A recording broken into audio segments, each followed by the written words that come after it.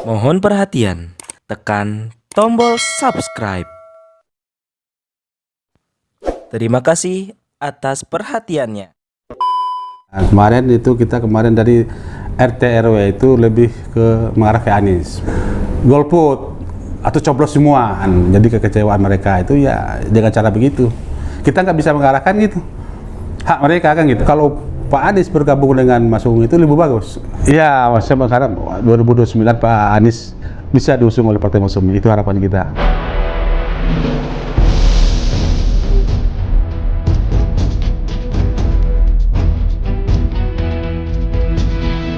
Saya Jadi Muhammad, driver online Depok.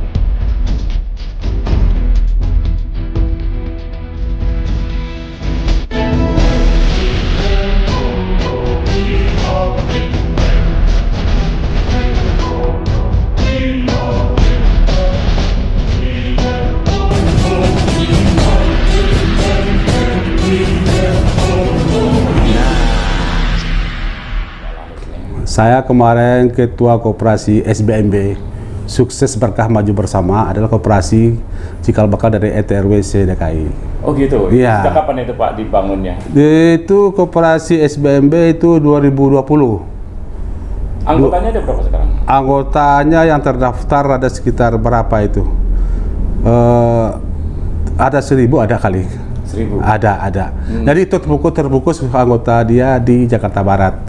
Kebetulan ada fokus kita, SK kita dulu ada di Notaris Jakarta Barat. Jadi kita Jakarta Utara juga ada, Selatan juga ada. Iya. Tapi sekarang semuanya udah menyebar ke seluruh. Ada, jadi RT RW itu ada sebagian, memang ada sebagian kecil juga ada belum masuk, sebagian besar sudah ada masuk ke koperasi SBM. Jadi kita ini adalah untuk menggerakkan UMKM yang ada di RT RW. Ya, jadi RT RW itu kan juga ada pengusaha, ada warung makan juga ada mereka, ya kan. Jadi kita melihat mereka adalah ekonomi dia akan kita angkat lebih bagus gitu RT RW. Nah, kalau 1.000 orang itu 1.000 anggota aja kan, maksudnya 1.000 kepala, atau misalkan kalau satu kepala punya keluarga ini sekian? Iya, itu baru yang daftar kita ada yang daftar. Jadi begini, jadi mereka itu anggota itu adalah RT RW aktif dan yang nggak aktif. Aktif dan bekas RT RW. Iya, jadi dia itu yang penting dia pernah jadi RT, pernah jadi RW. Sekaitan dengan pilkada ini, kemarin ada kontribusi suara nggak untuk calon? Ada. Kemarin itu kita dari RT RW itu lebih ke mengarah ke Anies, Pak Anies gitu kan. Yang Jadi 2017 apa yang 2017 juga, 2024 kemarin juga, makanya kebanyakan nggak seluruhnya ya. Kebanyakan dari mereka itu adalah pendukung Anies. persentasenya kira-kira berapa? Sekitar 80%. 80% mah itu udah dominasi ya. Iya, itu kebanyakan itu. Jadi kemarin betul dari mereka partai Nasdem, ada PKS kayak gitu. Jadi kan kalau di Jakarta kebetulan ketua pembina kita adalah istrinya orang PKS. Dulu. Sekarang ya, juga. Sekarang ya. Nah, ini menarik nih. Iya. Kalau misalkan ini kan masih ada orang dalam ya, ordal istilahnya ya kan, dalam soal dukungan. Ini kan kemarin Anies gagal diusung oleh PKS. Iya. Tapi ada orang PKS di dalamnya. Iya. Nah, terus ya oke, kita bicara soal PKS dulu. Bagaimana secara psikologis orang dalam ini begitu PKS tidak jadi diusung oleh PKS? Ya, secara naluri anggota-anggota RT RW itu memang ada sedikit rasa kecewa kan gitu. Kebetulan kemarin waktu Pilpres 2024 itu kebanyakan dari teman-teman RT RW itu berjibaku untuk mengangkat nama Anies untuk jadi Pilpres, gagal. Sekarang untuk pilkada kemarin pernah digadang-gadang juga Anies mau didukung oleh PKS. Sekarang nggak jadi. Ya, rasa kecewa sih ada. Iya, itu kita serahkan kepada yang anggota masing-masing kan gitu. Terserah dia mau umpamanya golput atau gimana, itu hak mereka kan gitu.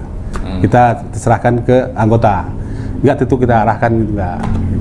Tapi paling tidak kan Bapak sebagai ketua gitu kan bisa dong membaca kemana arahnya anak buah atau anggota lah katakanlah. Iya. Sebetulnya arahnya kemana sekarang ini? Begitu. Arahnya sekarang ini, jadi kebanyakan dari mereka itu ya golput paling, atau coblos semua katanya kan gitu. Coblos semua partai, semua yang calon atau golput. Itu yang banyak saya dengar dari lapangan begitu, di anggota-anggota. Jadi kita itu hak politik mereka, saya sebagai ketua nggak bisa juga mengarahkan setelah itu hak konstitusi mereka kan gitu. Jadi kebanyakan dari mereka itu menyampaikan golput atau coblos semua, berbagi lah ya, semuanya dapat suara. Iya kan gitu. Jadi semuanya dapat suara, jadi dia akan coblos semua. Kalau golput kan terlalu ini banget kan gitu. Jadi dia akan coblos semua. Tapi murni itu dari aspirasi mereka, bukan diarahkan dari. Oh ya, itu dari. Jadi kebetulan RT RW itu kan ilmunya banyak Pak, pengalamannya juga. Jadi banyak juga RT RW itu udah pada caleg itu semua. Jadi kan dia udah pengalaman. Jadi kekecewaan mereka itu ya dengan cara begitu. Kita nggak bisa mengarahkan gitu. Hak mereka kan gitu. Jadi kita cuma masih masukan aja. Ya oke, terserah mau golput atau coblos semua itu hak mereka. Iya, jadi kesannya mereka kan kemarin kan menggadang-gadang Pak Anies, ya kan, atau Pak Anies nggak ada kendaraan partai. Jadi kan itulah mereka lampiaskan rasa kekecewaan mereka lah gitu ya, teman-teman itu. Itu. Apa nggak mau pindah ke lain hati misalnya selain Anies ini? Iya, sampai sekarang belum ada saya dengar. Kita di koperasi itu mungkin nggak terlalu ke politik, Pak. Jadi kita hanya sekedar kita sebetulnya mengangkat ekonomi. Jadi untuk politik itu kita nggak terlalu kental begitu. Tapi politik juga bagian politik maaf. Ekonomi juga bagian dari politik. Benar, itu benar. Tapi kita ada koperasi, ya kan di koperasi ini kan kita kan mensejahterakan anggota RT RW. Jadi soal pilihan politik mereka itu hanya bagian aja dari kita. Jadi kan kita terfokus ke UMKM-nya, pergerakan ekonomi anggota gitu. Waktu itu sejauh mana sih harapannya untuk ke PKS? Karena kan PKS duluan yang mengusung kan. Ya. Sejauh mana sih Bapak dan teman-teman di koperasi ini, sejauh mana harapannya terhadap PKS yang mengusung Anies waktu itu? Ya kita dengan PKS nggak terlalu berharap banget kan gitu. Iya, iya. Cuman kita berharap kemarin PKS itu mengusung Anies itu aja. Nggak ada harapan kita umpamanya PKS, kita nggak ke partai ya, maaf kita nggak ke partai ininya, kita kemarin ke Anies gitu. Jadi kebetulan UMKM ini adalah RT RW ini adalah dulu dikadang-kadang oleh Anies ini kadang-kadang oleh RT RW kan gitu. Oh, gitu. Iya, jadi kita nggak ke politiknya, kita nggak terlalu ke partainya, kita nggak terlalu masuk mau PKS, Nasdem apa itu kita nggak. Cuman kita lebih ke Anies untuk membenahi ekonomi itu aja. Jadi kalau misalkan nggak terkait entah itu PKS atau PKB atau Nasdem, tapi terakhir kemarin kan setelah tidak jadi di PKS kan kemudian diusung oleh PDIP. Iya, iya. Nah tapi PDIP juga bagaimana? Kan last minute mereka membatalkan. Iya. Nah itu kira-kira kekecewaan itu berapa kali? 2 kali atau 3 kali? Iya. Waduh, kalau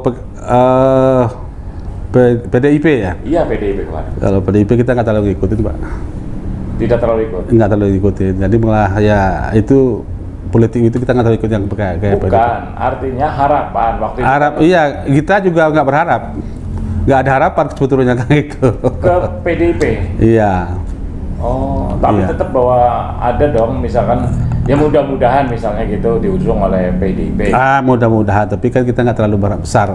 Jadi ketika mereka tidak jadi mendukung nggak begitu kecewa? Nggak begitu kecewa, biasa aja. Nah, kekecewaan yang terjadi sebetulnya waktu didukung oleh PKS ya barangkali ya? Ya itulah, mungkin itu. Kalau PDIP nggak terlalu ini gitu.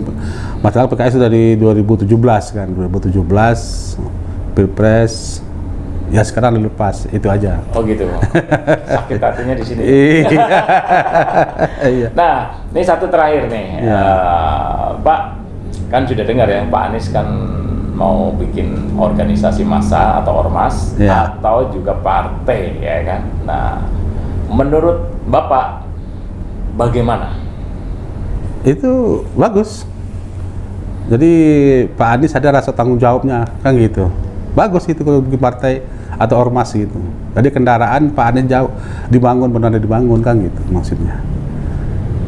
Nah, kira-kira sejauh mana harapan partai yang seperti apa kalau yang menurut Bapak, atau ormas yang seperti apa yang bisa menjadi kendaraan Pak Anies yang juga bisa mengayomi atau menjadi pelindung dari koperasi? Ah iya, jadi kalau menurut saya sih bagusnya Pak Anies ini partai-partai yang berasaskan Islam bagusnya, berasaskan Islam. Jadi kita kan koperasi syariah juga bisa kita bangun. Kebetulan teman juga ada koperasi syariah gitu kan gitu. Jadi koperasi ini kalau berpatokan dengan Islam kan lebih bagus, Pak. Ya kan? Jadi kalau saya harap Pak Anies itu lebih mungkin partai yang berasaskan Islam atau ormas gitu. Bagus. Ya.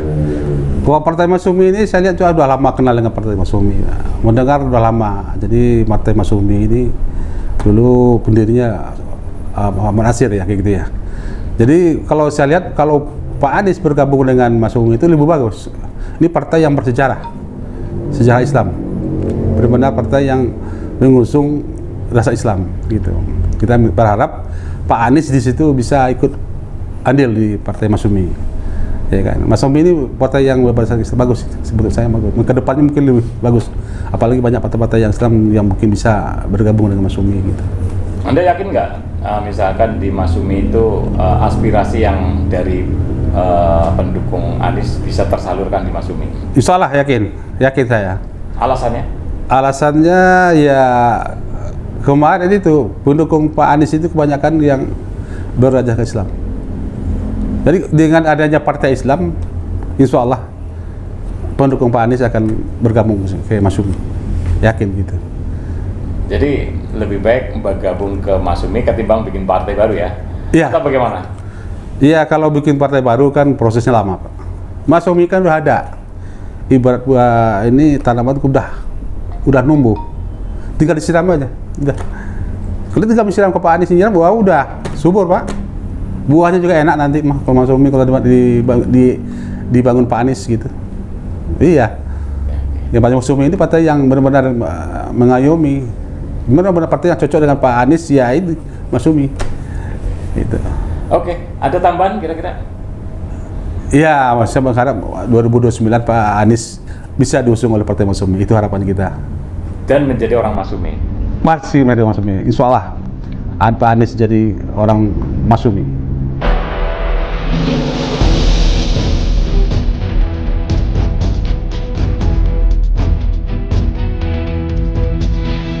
Saya Yakin Muhammad, driver online Depok.